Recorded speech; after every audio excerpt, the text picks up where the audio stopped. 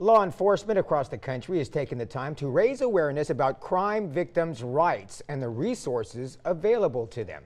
Tonight, one woman tells CBS 4's Joelle Flores how she was able to overcome not one, but two deadly tragedies.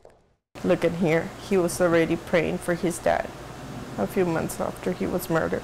It was 1992 when Saraid Betancourt last saw her first husband, Victor Hugo Reyes. He was picked up by friends, then went missing for 11 days before his body was found in Donna Lake. To this day, his murder remains unsolved. They never gave me an autopsy. I couldn't do much because I was a minor. My husband was only 19 years old. I was 17.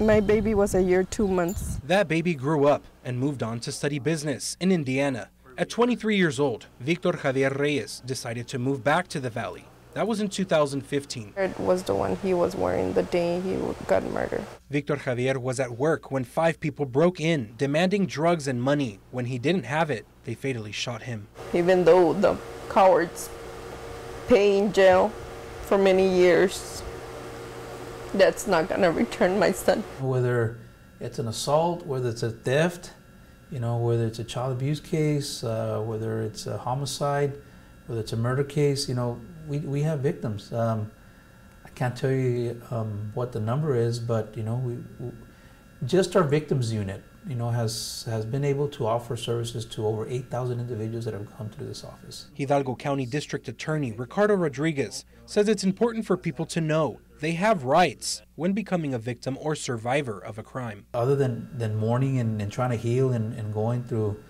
a horrible situation, they don't understand what the process is about.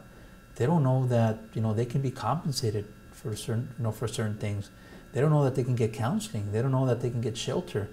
These things they don't get it right off the bat. This is my son's room. Saraid says 3 of the 5 people involved in her son's murder are currently behind bars serving their sentences. 2, however, are still jailed but awaiting trial. There's no words to explain the pain of losing a child, especially when the father was murdered. In Donna, Joelle Flores, CBS 4 News and ValleyCentral.com. Tomorrow morning, Hidalgo County Commissioners will be reading a proclamation formally honoring this week as Crime Victims' Rights Week.